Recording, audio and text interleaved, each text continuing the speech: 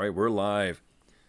Hey everyone, my name is Chris, and this is CNC Board Game Factory. What up? I am Cam from CNC Board Game Factory, and today, when I went to go get a huge soda, the gas station I was walking into, a dude walked in there with no shirt on, no problem, and nobody said anything to him, and I almost didn't go in. Gotcha. Interesting. It Uh, would have been fun wearing a mask but no shirt, but definitely this guy was also not wearing a mask. oh. I was gonna say that was my question. Did he have a mask on? That would be so funny if he'd like walk out of his car, like with his like just it was big. You know, he's got like but probably bigger than Cam gut, and I got a pretty good gut. Just like big gut hanging out, and he like gets to the door and he goes like, oh, and he like goes back to his car and like gets his mask and like walks in. So we're joined, obviously, we have a third person here with us. You heard his voice if you're listening to the audio. You see him if you're watching the video. Welcome, the acclaimed designer of the Tokyo Metro series, Jordan Draper. Ooh. Oh, Yeah. Wait. You're not Jordan Draper. No. You got a much Let's less welcome accomplished designer. the star of he was a performer on Mad TV, a sketch guy, a big show, the director of Get Out and Us, Jordan Hopper. Right name, wrong accolades again. Yes, as Chris and Cam have both alluded to, I am Jay, Jordan Hopper. I said CNC Board Game Factory. We could rename it CC and J, like a PB and J Like a kind of PB thing. and J. CC and J, for when I'm on. So get like a nice like peanut butter and jelly logo with CC and J. I do like that. Anyways, I am Jordan Hopper. I am a third of the No Cube Zone, and today I am a third of CNC Board Game Factory. Yeah. Yeah, well, welcome to the show. So, the No Cube Zone is a podcast. You're like 12 or 13 episodes in, right? You're as a show Yes. fairly new, but Yes, as a show we are 13 episodes in. We just did our 13th episode this past Friday, a week ago from the day that this is being recorded, where we did a Sweet 16 March Madness style bracket of gateway games, and Chris's favorite game got ousted in the first round. yeah, which was dumb, and is because Conniff does not know how to roll a die, A virtual die. a virtual die. Yes, a pre-programmed die that is programmed to make him fail at everything. Yeah, I think the virtual die had it out for him in that particular episode. But again, like I said, if Dominion had gotten a better draw in that tournament, I think it would have made it further, because I do enjoy Dominion, but it ain't no Ticket to Ride. That's all I'm saying as far as gateway games are concerned. I had a hard time doing the bracket myself because, embarrassingly, I've never played Alhambra, and I've always wanted to, and I think it's the kind of game I would like, and so I didn't want to be like, well, I'll just cut this one out, but I also didn't want to be like, well, I'll let it win because I've never played it, so I just couldn't do it. If it had been like a game I hadn't played that I didn't think I would like, then I could have, let myself feel okay about slashing it round one, but I just didn't know. Alhambra's good, but it's no Carcassonne is the thing, Really? It's true. Yeah. That's why Carcassonne beat it head to head in our episode. Spoiler Well, if it's alert. better than Carcassonne, Alhambra's probably not like incredible then. Carcassonne has its moments. Well, and I'm just a huge fan of Carcassonne. I think that it's one of the most elegant, like, ideas, Oh. but super like rewarding, and you can be kind of nasty mean in it, in a couple of fun ways. Do you play 3-card hand, or do you just do the 1 card? We do the 1 card.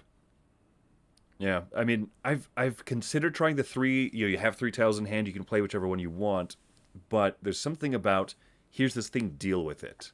That's like just the right amount of thinking for Carcassonne. So something we do, especially with newer people, is you draw your new tile at the end of your turn. So then you have a full round to be looking at the tile in your hand while other people are placing their stuff out, and you can kind of have an idea of where you're going to put that tile next. Yeah, I think everybody naturally does that, and that's actually like a big joke in like that fake board game community, talking about how like everybody, like when everybody's like, "Hey, what's a house rule you do?" Somebody just took a super cut of like 100 people saying, "In Carcassonne, we draw a tile at the end of our turn." Right. I mean, it's I one of didn't, those. even, I didn't even know until a couple days ago that that wasn't the rules. Oh. Yeah, and the thing is that people who learn from a rule book see that and say, okay, well, I guess there's some reason why you draw a tile at the start of your turn and then lay it out somewhere. And somewhere along the line, everyone was like, well, that's functionally silly. Kind of like in what's the Feld game that you were just talking about, Cam, last week? Carpe Diem. Yeah. Carpe Diem somehow sees the DM. When people talk about, house rules and board games, people say, well, the thing is that a game is developed and produced and so many eyes look at it and don't let weird things slip through. Carpe Diem's an excellent example, absolutely excellent example of something that got through that was kind of strange. The little star that you move around is functionally a circle. Yeah. Yeah, 100%. And so it got raised on the Board Game Geek forums and stuff, and people were like, hey, does anyone, like everyone else, realize this is just a circle? It's kind of needlessly, okay, I'm here and I can bounce here and here, but really the space next to me is 2 away. This one's 3 away. And I think Stefan Feld replied in one of the threads and said, yeah, I never thought of that. And like no one in the Ravensburger development team realized that or anything. Like it was a weird thing that slipped through the crack. It's not a bad thing, but Well, I have the circle printing, so can confirm that it works. Oh, that's right. The second edition, they did they did away with the star, right? Yep. Yeah. So, for like, I realized that it was a star, like when I was first looking up like about the game before I bought it. Yeah. And then like the edition I was going to get was a circle, but then I completely forgot about it. So I'm like, oh wait, what's the problem in Carpe Diem? And like, oh yeah, 100%. That's crazy. On Board Game Arena, you draw a tile at the end of your turn, don't you? Haven't they house ruled that in? For Carcassonne? Oh, Yeah. Yes. Yeah. I think, I'm in a game of Carcassonne on Board Game Arena at the moment, and you do. It took me a second to figure it out because we're also playing with the river, and I was like, do I have this river tile under me? I didn't just play that one, and then I figured out that's what's happening. do we think this is because board games are just a different thing back then, and that's why, like, maybe they just weren't looking at it with as much scrutiny? It's a good question. Maybe? Yeah, I mean, I think you just have people who well, okay, so for example, with this Carpe Diem thing, right? If you didn't live in the age of the internet and Board Game Geek and board game, tons of board game people on Twitter and Facebook groups and stuff, I don't think you would get that type of feedback. You know what I mean? A game gets published, and in 2000, what are you going to do? Write a letter to the publisher? Dear Ravensburger, the star is kind of silly. Have you ever thought about just drawing it as a circle? But then you get 4,000 retweets on something that says star's kind of convoluted, like needlessly, and now someone can kind of be reactive to that. Well, don't you think that with Carcassonne, like a million billion people playing it just didn't even know? Like this, like at the end of every turn is when you draw stuff in card games. I know it's a tile, but like still, it's just human nature in gaming. Like everybody's just programmed to be like, I've played, now I draw. The turn is over. Right? I don't know. Jordan, when you first played Carcassonne, did you just follow what the rules said, like draw a tile at the start of your turn? Yeah, just drew a tile at the start of my turn, and that's typically how I play. I only play with But people. how long had you been playing games when you first started playing Carcassonne? Because it was one of my first games. It wasn't that far in. And I think it's just natural. Like you don't, like you don't sit there with no cards in your hand when you're playing a card game. Like if you're playing like Rummy or whatever, or like a game or like any game where you like drop something at the end of your turn. So I think that like I never even thought that could possibly be the rule. And here's the thing: I'm not always the best at. I'm gonna miss a rule pretty much every time I teach a game. You're a bad boy, Cam. Not like a major rule, but like something tiny like that. I probably learned Carcassonne like 8 years ago now at this point. See, and for me, I embarrassingly went a long time without playing it. Like I was a few years into the hobby, like into gaming, and I always heard of this elusive Carcassonne game. I saw it on game shelves, at stores, and I was like, oh, I'd like to try that thing one day. And yeah, I don't think it was until we bought the app. I think we bought the digital app and played it first. So, Hmm. and I think with the original app, the older app, I think it was built into that ruling system that you just didn't get your tile revealed until the start of your turn. So when we Hmm. bought the physical version and played it, I think we just emulated what the original app did. Now that there's Board Game Arena and like an updated version of the app, that might be different. So I wonder if that also influences people's like to use a highfalutin word, the zeitgeist of tile drawing. When do you draw the tile? Sure. But yeah, Yeah, 100%. interesting discussion. Thank you, Jordan, for existing so we could have that talk. Yeah. No problem. It's my pleasure to exist. All right, so Jordan, anything else you want to talk about in terms of your projects and the No Cube Zone and all that jazz? Um, yeah, I mean, doing the podcast every the week, I did get some mail, and I threw together a haphazard, half rear-ended YouTube video of me opening that package. So I'm trying to venture into the YouTubes, mostly spurred on by some of our online plays that we've done, Chris and Cam. They've I've been like, hey, this YouTube thing isn't so bad, so I did that. So um, YouTube is a place where the new No Cube Zone is going to have a few things popping up every now and then. Cool. Noise. Yeah. Hopefully one day you'll make it big enough to get trolled. Yeah, can't wait for that. We can troll you right now, Sprite Float Boy, if you want. No. I do enough of that type of trolling of myself. Um, I wanted to ask you guys because I have this thing that happens. I'm the person who runs the No Cube Zone social media accounts. So if you are yelling at the No Cube Zone on the internet at some place, that's Which I am, me you're yes. yelling at. Okay, Yeah, perfect. as you should be. What's like the weirdest kind of thing that you have happen to you on your respective podcasts, like social media or because of the podcast? So there is an account. It's I can't remember the name of it exactly, and I'm not going to look at my phone because I'm on YouTube.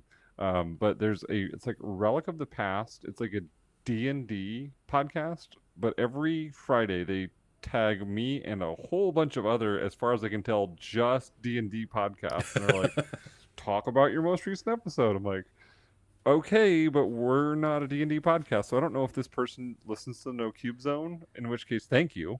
And thank you for sharing us. But then it's every Friday I get, I mean, between 50 and 100 notifications of people all responding to this thing, retweeting this thing, just going nuts, and I haven't figured it out. Do you know how to mute a tweet? I do. But I also, it's literally been every Friday for several months that this has happened. I.e. And the so it's like- entirety of the length of your podcast. Essentially. So I just like, this person is either like an Uber fan in the shadows, like waiting to reveal themselves to us, or I don't know. But have you guys had anything like that with either CNC Board Game Factory, Meeple Overboard, or the Board Boys? Well, I mean, I feel like Twitter is the place where the weirdest stuff happens. And every time I've ever had Twitter installed on my phone, I'll have it for like a day. I don't tweet anything, and then every single thing I read makes me want to build a rocket ship and leave Earth permanently. Whether or not the rocket ship like explodes and just kills me, or whether I actually make it to like the moon or something. Which then will kill you. But Like, yes. well, I mean, not if I had a good spacesuit and a ton of food and a ton of water and building materials and a Nintendo 64. But a Board Boys podcast gets plenty of messages on Instagram that I consider kind of interesting. The other day, like a lady in California messaged us. She's like, "Hey, I got all these games that I got for free, but my group's not going to play them. do you guys want them? Like, thanks for choosing us. Like that's really interesting, really sweet. And I ended up like getting her in contact with a guy who does a pop-up board gaming thing here. After saying that I'd take Aeon's End, which I hear is fun. And I know that you like Aeon's End at least enough to have it on the shelf above your. Yeah, so I'll try that one. But then, yeah, he got his hands on a lot of cool stuff. That was probably the weirdest thing that's happened recently to us, so not that weird, right? Email is where I think the weirdest stuff happens. Like some Twitter stuff or whatever, I get tagged in something and I go, oh gosh, I don't want to be part of this. But email is definitely the worst. Hey, I really appreciate the content you make. I think that my 2-player head-to-head combat game set in a brothel is something that you would really like based on your content. Like, no, it's not. You haven't listened to a single episode. Not the fighting game in a brothel, but I mean, I can't think of anything adequately ridiculous as some of these games that I like, that I've received emails for. I thought, you clearly do not listen to anything that we do on our show, because 100% we would dislike every single part of the game that you just described to me. Get those guys on Discast, man. Bring them on. Hey, maybe. I mean, hey, to be fair, they have a Kickstarter and I don't. So who am I to criticize? Truth. Speaking the truth. So we have a podcast about coming up with board game ideas, and then we're going to make one. So right after doing this, Chris and I doing this, Jordan, you like instantly were like, hey, I have an idea. Get me on this thing. And so episode 7, we finally got some. Right. We finally got that Jordan juice. After me sending lots of emails saying, hey, I enjoy your content. I want to be on this podcast. Because I think you have a high interest in the same things I do. Yeah, exactly. It also helps that the three of us are in a very active Facebook group chat. Yeah. A couple of times I wished I could have just noped out of that Facebook chat, mostly the other day when the board boys were having like a civil war in there, and I was like, Oh, you mean when Josh and Rob were arguing over why you would buy posters? One of many instances when I was the one where I was like, hey, you guys didn't invite me to come play RapCons with you. That one too. Yeah, I don't think you're going to run out of slightly awkward situations. So let's slide out of that one and into why Jordan is here. Right. So I kind of, when I heard you guys doing the CNC Board Game Factory and have listened to the first few episodes on YouTube, I was YouTube. What's this you talk about, young sir? Yeah, the YouTubes. Well, because I don't know if Chris either refuses or just forgot how to put them on Apple Podcasts, because I'm an Apple boy. I forgot Meeple Overboard is somehow on Apple Podcasts, and that was 3.5 years ago. So it sure is. Sorry, that's where I listened to it. Anyway, so I went to YouTube because I was like, well, I got to hear what these guys are talking about. So I got on there, and then one night I was putting my kids to bed. I have a 5-year-old daughter, a 4-year-old son, and a 2-year-old daughter. And my son is super into dinosaurs, like all about dinosaurs and fossils and things like that. That's a lot at that age. Yeah. So we have a ton of books and all sorts of things on dinosaurs. And I was sitting there thinking about how could I make a game with something to do with dinosaurs that isn't like, there's like Dinosaur Island and Dinogenics, where it's like, hey, let's have a park with dinosaurs. So I was thinking about what about the exploration for fossils. Because dinosaur fossils are in the scope of human history a relatively new thing that we've kind of discovered.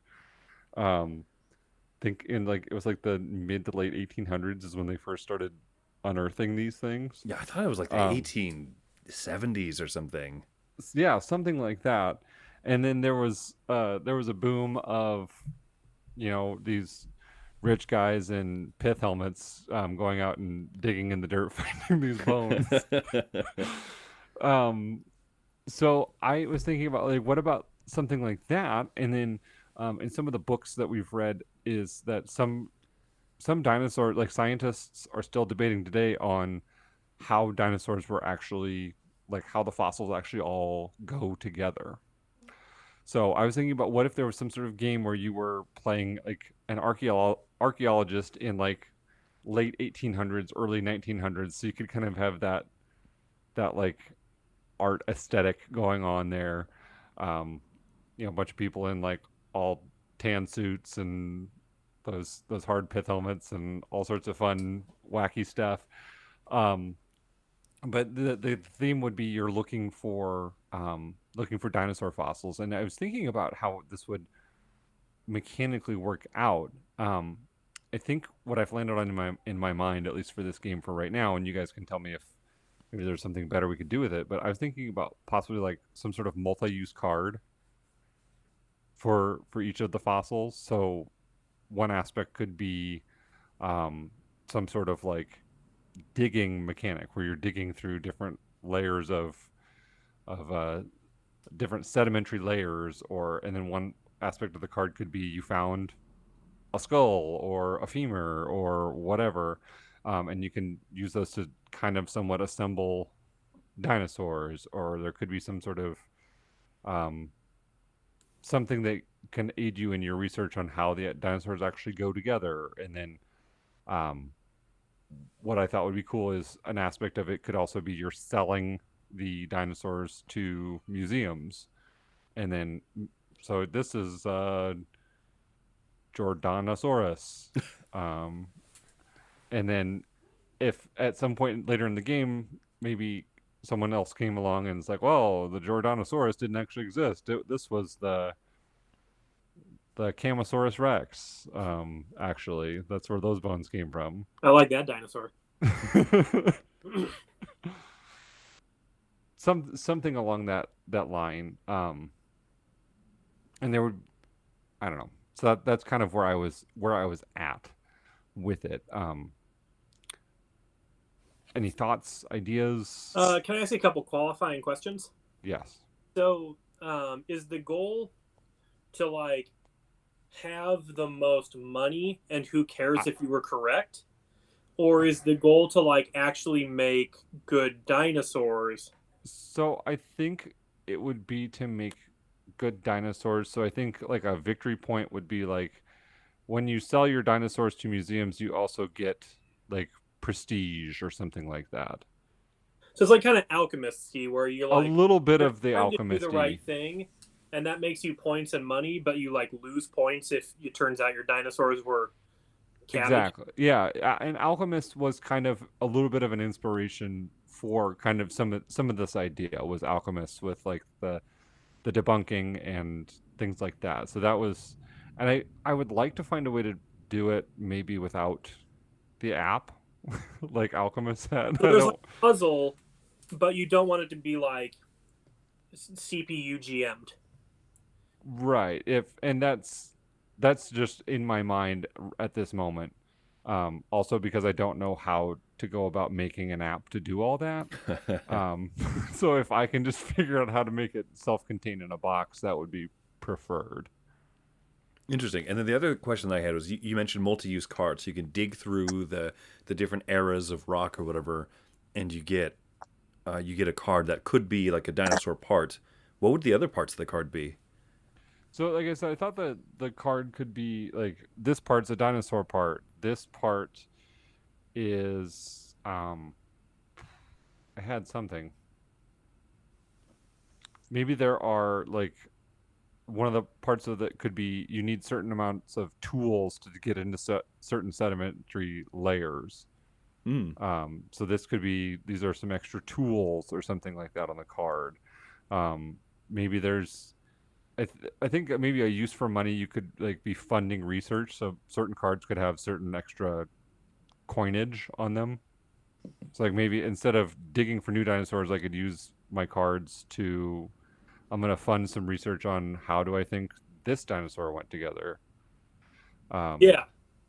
Something So like that. I have a thought on that. Um, on how you could create a dinosaur puzzle, and maybe it wouldn't be like that puzzly, but you could use your multi-use cards, yeah, like to do some research. What you could do is you could have like a little deck of dinosaur parts that you have a bunch of different like configurations, and you kind of randomly put them down in like 4 or 5 slots at the beginning of the game. Then you can use your cards to like take a peek at like part of the dinosaur to see like what at least part of the thing is. Mm-hmm. And you could maybe even have some fun like bluffing too, if like if you could find a way to like let players like replace cards, maybe part of the multi-use is that like there's also just like a piece on there, and you could Right. like use a card to like stick another card in a certain spot.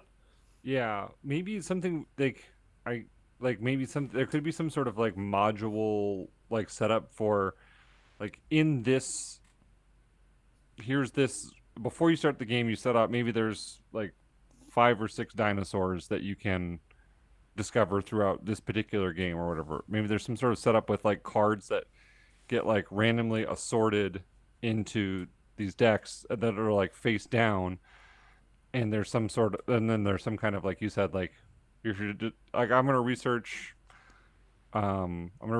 the tail part on dinosaur 4, and that's something that you can okay this is what that is, and but maybe there is some sort of aspect where you could um like people could mess with that with what the act like what the real thing is, or Hmm. some sort of like bluffing thing where there's I don't know maybe like bring down a screen and someone could like swap cards around or something like that. Right. Yeah. Yeah. I mean, I Okay. think that could be really cool. So I like this idea of a physical puzzle, right? Because Alchemist is all obscured through the app, but if you have like leg cards, tail cards, head cards, or whatever, and then you kind of deal them out onto dinosaurs 1, 2, 3, 4. So you have like this dinosaur had a large head, small legs, and a medium-sized tail, or something like that. So trying to figure out that respective combo, and then trying to Mm-hmm. also dig up enough of those parts to make those combos, sell them to a museum. And I really so one of the thoughts I had too, I really like is you earn points just by making dinosaurs, because by 1842 is when dinosaur fossils were first discovered. So 20 years within discovering dinosaurs, bam, U.S. Civil War. Coincidence? I think not. But continuing along, You should be on the History Channel. so yeah, so with so people as they were like making these dinosaurs and putting it together, or whatever, they cared if they were correct or whatever. I'm sure, but some science did. But like people would yeah just like dish them out and stuff, and even if they were wrong, and they said, well, we're still learning. So if Right. you earn 10 prestige for making a dinosaur that's really shoddy, and it later turns out to be proven incorrect or whatever, I think you lose a small amount of prestige. You lose some of it, but still, it's like you were still the one to dig up this giant lizard thing, Yeah, I and mean, people still think that's really cool. yeah. I do I do need to mention that there's a dinosaur in the room, you guys. There is a very very very similar game called it's called The Great Dinosaur Rush. Have either of you guys played this one? I haven't. I've No. wanted to though. So it is about like tan suit wearing pith helmet dudes going into like a dig site and getting bones and then arranging those bones for like points, but like you're just kind of freewheeling and making up your own dinosaur. Hmm. So I really like the aspect of like researching and like puzzling out like how it actually worked, because it's there's your concept shares a lot of similarities with a game that exists, and I think does what it does very well. But that game is like on the more like charlatan end of the thing, where like it doesn't really matter what your dinosaur ends up looking like, because you're Hmm. just trying to profit. So I like the idea of it really mattering at the end of the game what your dinosaurs look like, because to win you like an actual respectable paleontologist, instead of like a huckster. Right. When you said there's a dinosaur in the room, I wasn't sure if you were making there's an elephant in the room pun, or if you were literally saying that there is a velociraptor behind me. Oh yeah, The 'cause velociraptor cardboard cutout. I thought that was your kid. Oh, Some days. I don't think your kid looks like a dinosaur, dude. Don't say mean things about me on Twitter. I'm not on it. I think or say all the mean things about you, because then you can't. I'll defend never yourself. even know. I'll never even. I wouldn't even. It wouldn't happen. I wouldn't know. I think Jordan would agree though that kids can sometimes sound like dinosaurs. They can. Yes, and you have more of them than me, so you have all the right in the world to criticize your children as harshly as possible on the internet Yeah. for everyone to hear. How many kids you got right now, Jordan? I have 3, with But a fourth but the that's fourth is going on to the be way. born soon. So 4 is pop band. So like right now you got like punk band. You're going to pop band. Then one more is boy band. Then one after that is ska band. 3 more after that is Slipknot. So Well, 3 more after that is baseball team. Yeah. So, well, I guess you really want a few more to have a legitimate baseball team. Yeah, Pitchers get tired. yeah. Might be designated hitter. I don't want my kids throwing out rotator cuffs. yeah, So, Cam, you are the baseball expert of this podcast. one, I mean, because of the baseball board game, I'm really into a baseball video game right now too, called Super Mega Baseball 3. But I don't really know that much about baseball otherwise. Idea. Ooh.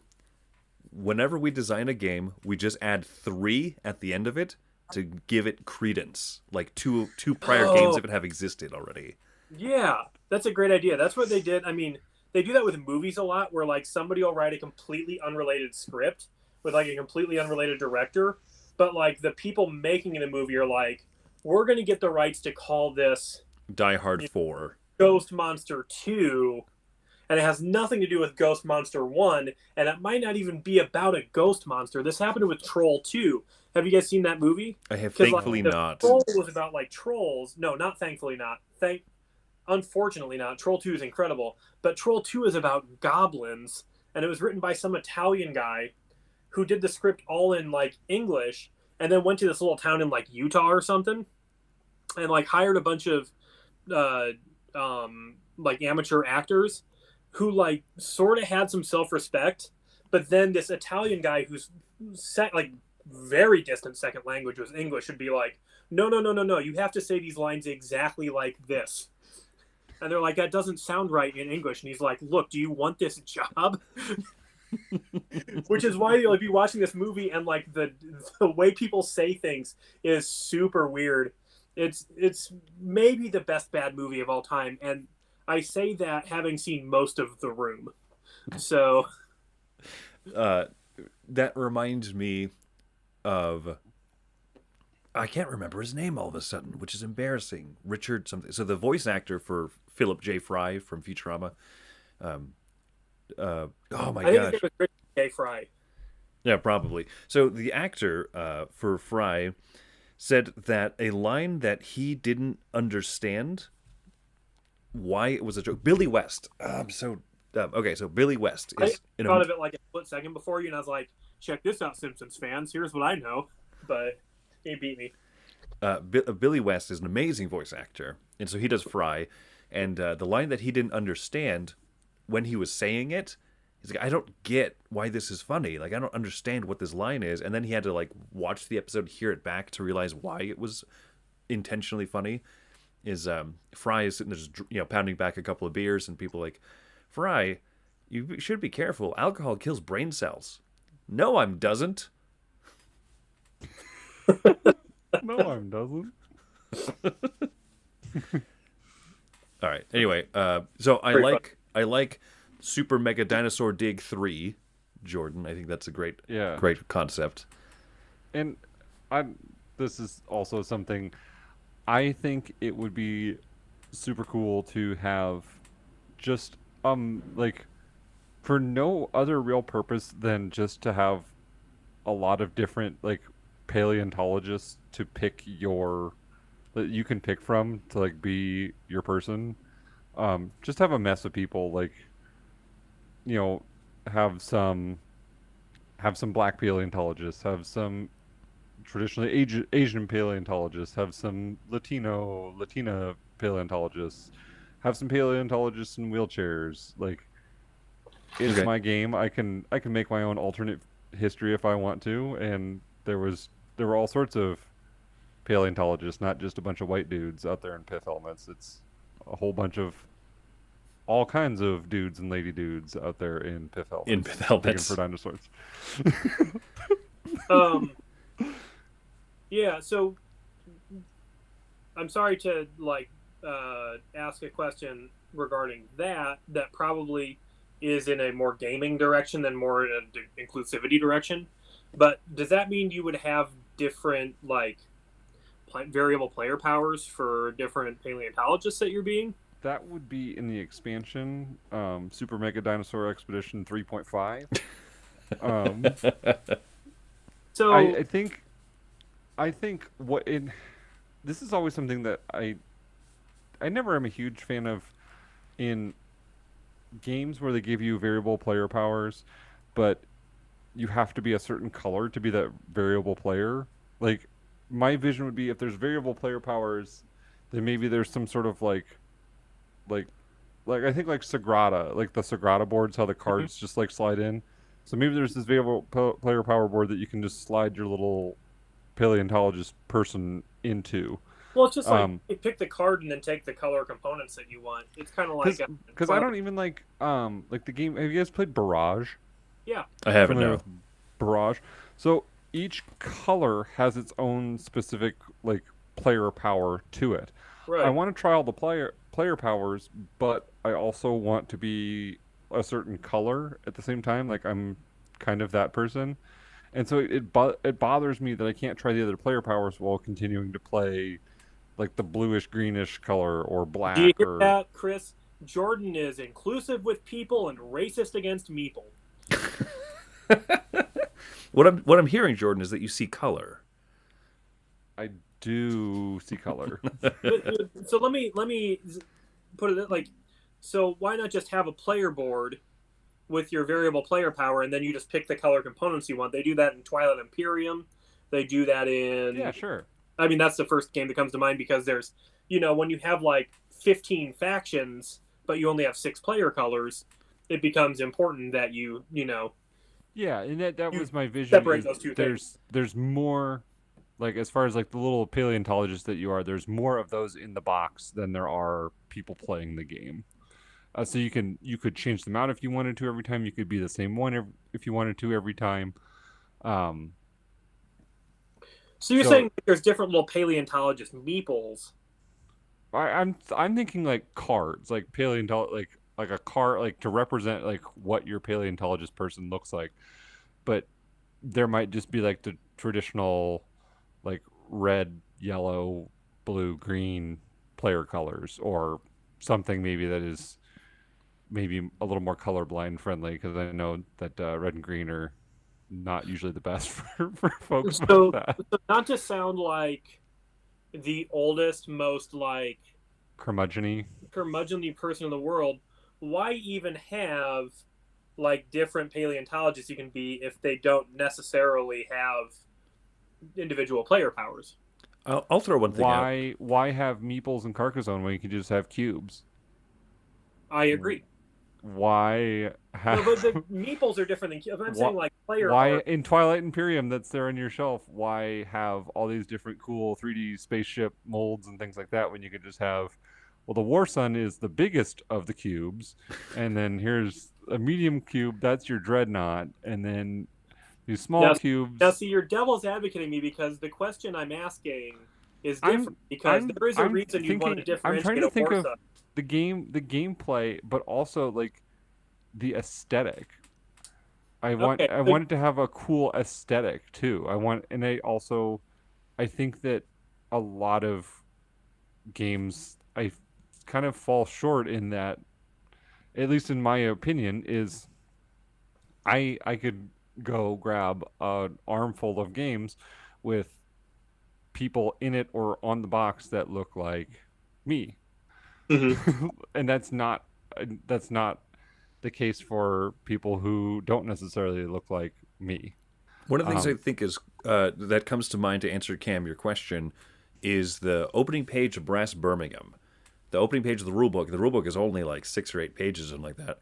But the front fold out is are different historical figures that were important in the Birmingham region during the Industrial Revolution and everything. And Sure, sure. they have like a biography, like they have a real like historical biography because it's a game that takes place in a historical setting. And so it is kind of cool to say, like, I'm going to read about Richard Arkwright because I've heard about Arkwright. I know about this dude in history, but I can actually read about him in here. Sure. And then they included, Roxley Games went out of their way to absolutely research and find 2 women who were industrialists in that era. And they said it was, it was not like readily available. They had to do some digging, but then they were able to at least have 2 female characters in their game that were historically accurate and were, a small bit of representation, which is cool. I have a daughter who just naturally gravitates towards girl character. Like every game that has one girl character, she grabs it, and my wife is like, "It's a good thing I don't care.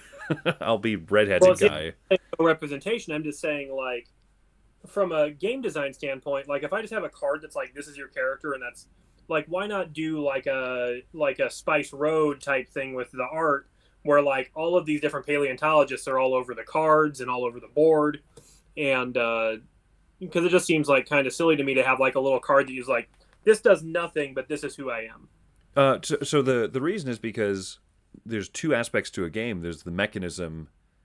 Well, I mean, there's multiple aspects to a game. There's the mechanics of it all, right? Which many people would argue is the most important part.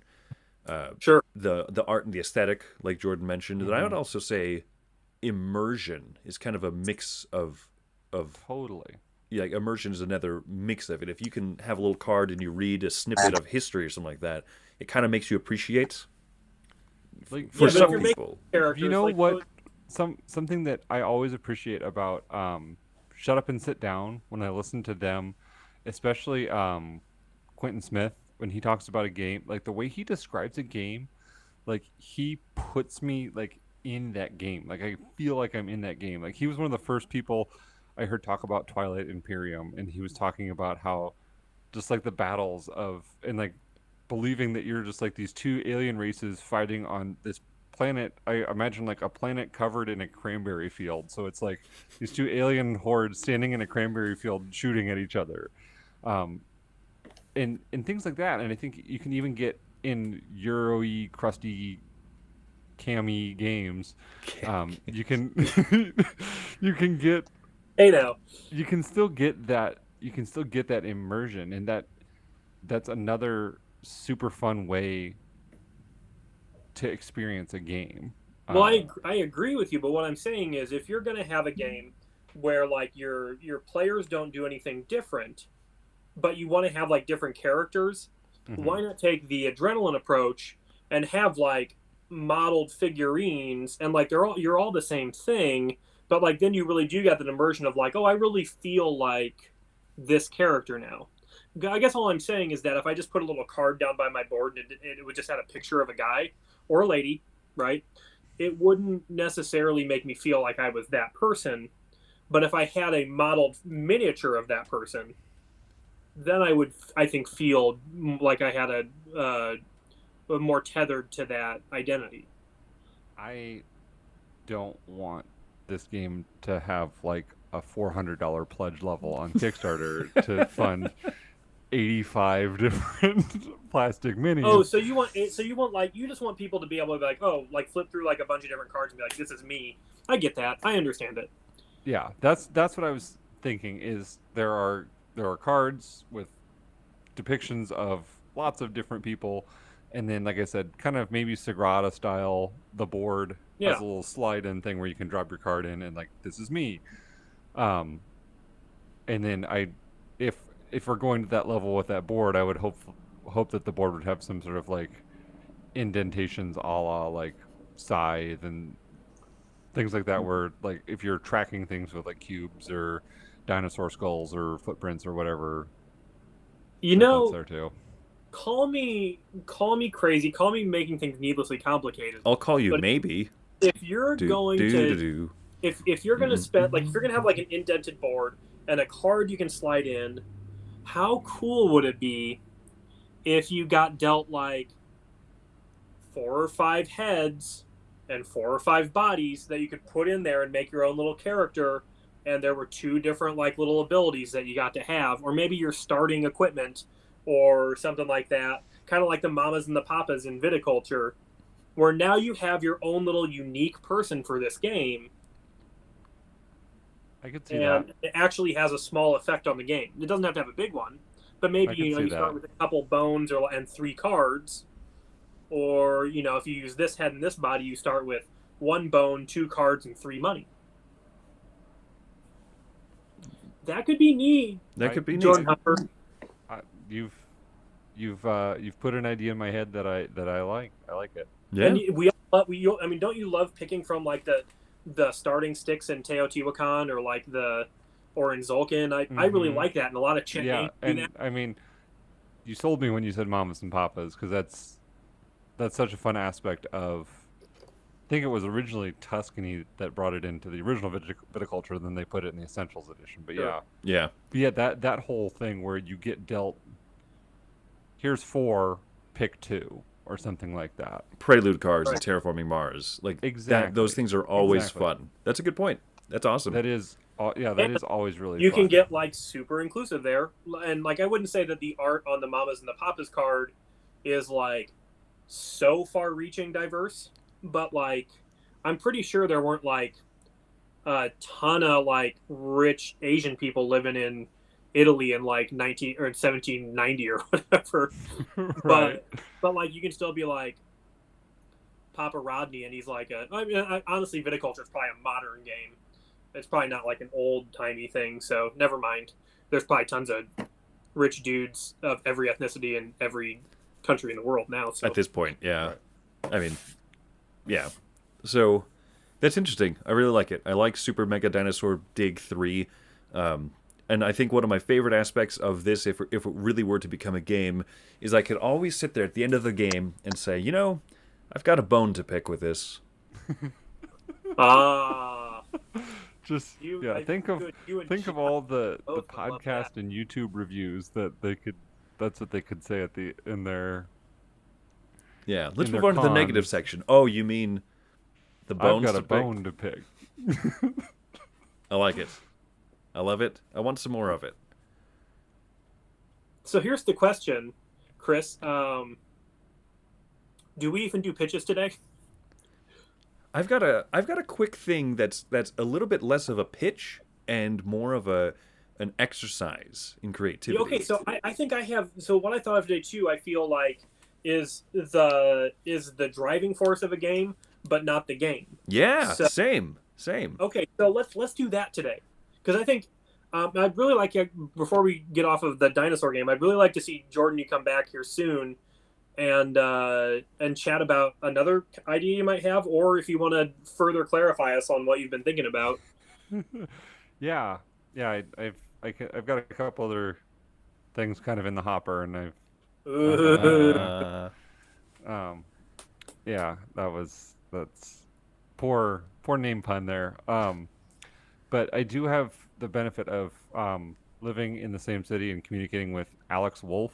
I'm not sure if you guys Yeah. are familiar with For Glory. With Alex Wolf, can't wait to get my copy of For Glory. Dun, dun, dun, dun, dun, dun, dun.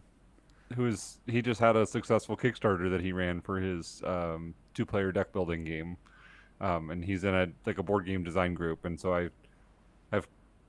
I kind of, when I have these ideas, I throw them past him as well as you guys in the Facebook chat. So mm. I've got a few other things rolling around. Like I said, a few other things in the hopper, and then but yeah, I'd love to come back in a couple episodes and maybe pitch another game. Yeah, baby. Awesome. That's so sick. We love the dinosaur game. So now feel free to critique me and Chris just to as far as you can go. Just be brutal with it. Chris, All are right. you going first today or am I? I'll go first, sure. So like I said, this is less of an exact pitch, like here's my game envisionment.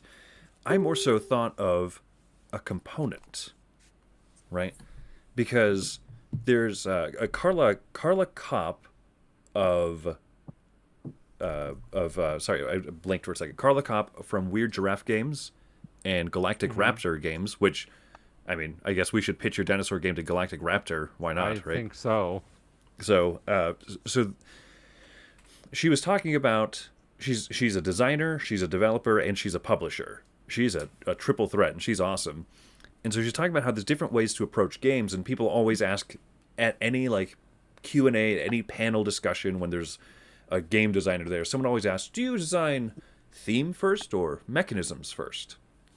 And so she went on this list of like different ways you can approach games, like game design and such. It's not limited to those two things. People think that that's it, but you know, and so she's talking about how there's people who literally design games based around a color palette. They say, I have this aesthetic in mind. I want to then make something that kind of works with it. You can do something based on components or tactility. So here's my component-driven tactile game, or game piece here, that I want to try and figure out how to then make a game around it. So these are, I'm holding up, for people who can't see the video version, I'm holding up cards here that have colors on the back facing towards the cameras, right? Yellow, black, black, green. On the front side, the side facing the person holding the cards, are numbers. So 4, 4, 6, 7, right? And so I'm holding in my hand cards facing me that show numbers. I know what the numbers are. Maybe I know what the suit is or the color is. Maybe I don't. But on the outside facing the other players, they see colors. So I was thinking about how you would, like, this is not something I've seen in a game before. I think that this is a fairly unique piece. And so trying to figure out what kind of game you could design around that, whether the person in the front sees, hey, this is a red 6 or a green 4, and the person in the back, people in the back only see the colors. So it's kind of like a half information game. So are you looking at like setting something where it's like information sharing like Hanabi or Letter Jam? Or would it be a competitive thing? My very first thought was would be some sort of like trading type game, a negotiation type game, like so kind of like Pit, where you have more information, maybe. Yeah, right. Yeah, like Pit is the one where you're just trying to say, hey, does anyone want some berries? Anyone want some? I got two, and then somebody's like, oh, you gave me a sorghum and a bull card. I gave you 2 wheats. What's wrong with you? But in that sense of, you know what people have in their hands, so you can't outright lie to them. Like, say, I'm going to give you 3 red cards, and you know that red cards range from 1 to 4, but green cards range from, 1 through 9 or something like that. So you know that cards have different numbered ranges on them, and so if you're someone saying, hey, if you trade with me, I'll give you 2 red cards, and someone says, I'll give you 3 green cards. Like, well, what are the odds that they're actually good green cards? And so... Yeah. Would there be some sort of like deduction where you have to figure out what, since you only have the number, do you not know what colors you have? And so this depends. I think this depends, right? Like Cam mentioned, in an information type sharing game like Hanabi, I think you could split the information of the card that way. You could have blue on one side, 6 on the other, and I know I have a 6, but I don't know that it's blue. Right? Whereas if you have a trading game, I think that you would know the person owning the card would know both pieces of information. And so sure. I think there's a lot of different avenues this thing could go with. It would be hard to deal out a hand of cards where you wouldn't kind of know it was on both sides, though. Come again? It would be hard to deal out a hand of cards to each person and have them not like... I guess if you dealt cards out to somebody, like, and the colors on top, you're dealing the colors out, and then you pick it up face forward, and then all the numbers are on the back. Oh, yeah, you could do that. Yeah, the numbers are facing out, but you know what the colors are. Yeah, that's true. So, you'd have to, like, teach yourself a new way to pick up a card. Like, go like that instead of go like this. The Hanabi dilemma. How many times people on their first hand at Hanabi, even people who've played it 30 times, go, dang it, reshuffle. That is why it's nice with the cubes instead. Because you're not trained to look at cubes. Because have you played Hide and Hobby? I feel like I've played it with like. Oh, the tiles, the Yeah, like the fatty, yeah. yeah, the fatty tiles are awesome. They're really good. Okay. Well, I think we should Look- pin that and maybe do some thinking about like for the next couple of weeks, like what kind of game could use that component. For Chris's crazy colorful card game 6. Yeah. And Jordan says he has just a couple minutes left, so let me just drop mine and then we'll get out of here. Perfect. Right? Okay. So I had an idea today for a game where everybody is like government officials during like either like a huge government reform or like the rebuilding of a city or like during a civil war or something. And everybody is working kind of together to rebuild the society. But the government is going to shift one of two like major directions at the end of the game. And you're trying to be on like the correct side of history. Okay. And so what you're doing is during the game you have like objective cards to get your points.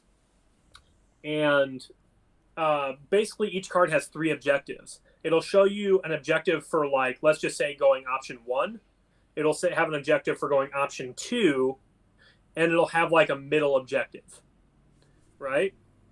And what you do there, when the game ends, basically you're going to figure out which way the government's going, and you're going to score your points for the objectives you did that were on that side of history, and you're going to lose half of the points for the objectives you did on the other side of history, and then you're going to get points for the middle of the road ones, but they're going to be worth way less. And you only get to do one objective on each card. The only thing I haven't decided is the history determined by when you reveal the objectives what one has the most? Or are you going to have like an influence pool that you're spending to do stuff and then like play a tug of war during the game and then maybe add like a couple votes at the end too to see which way the tug of war goes, and that like does the thing. So like for example of a card might be, I think you would score your objectives when it happens, but you would keep like what it is secret. So like each card might have like on the card 3 objectives, and in a different secret order it'll show how they score. And like the objective will be like that objective could be in the deck for all 3 of those outcomes, but when that objective is completed you're like, I'm scoring this now, and you put it down, but you have like how it's going to score covered up. So like you'll score the objective right when it happens because the game will be in flux, you know what I mean? But like people know how many objectives you scored, and like there might be like some certain things might be like more common in the deck for a certain type of goal, etc. I don't know, but that's my idea is having sort of like a secret like way you're going to score, but like points count against you as the end if you're like on the wrong side of history, you know what I mean? So I don't know, that's my concept for a scoring mechanism today, and that's really all I came up with. It's interesting. So my delegate is going to be super pro prohibition. Yeah.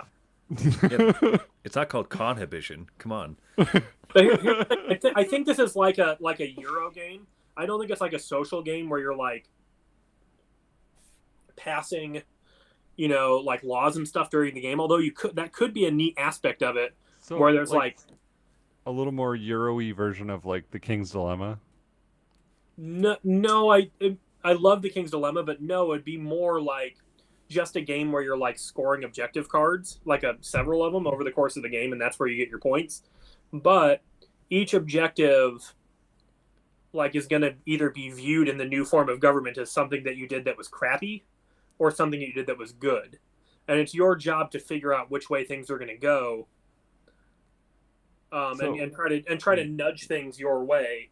Because it's you, Cam, I'm imagining like if the King's Dilemma and Sidereal Confluence had a baby, like it would be this game.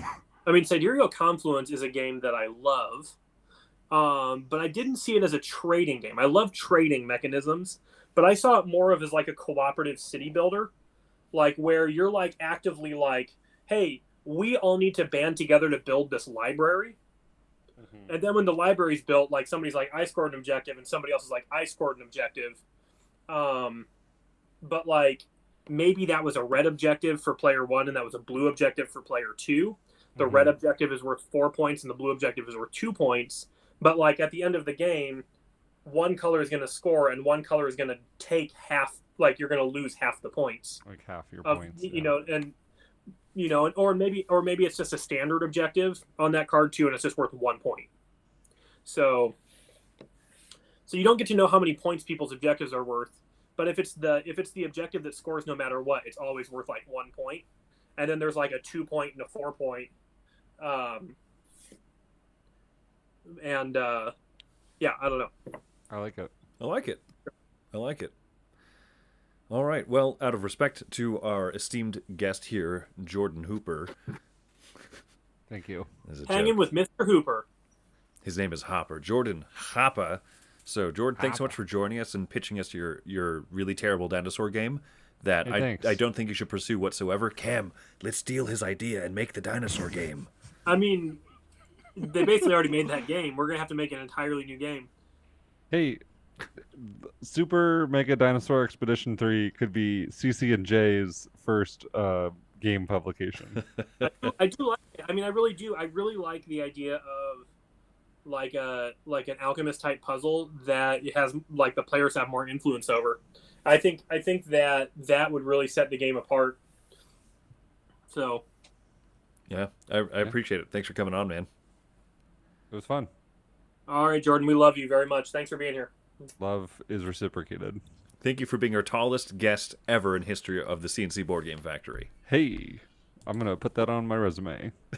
Tallest guest ever. All right, take care. Bye. Well, Chris, yet another good episode in the books. I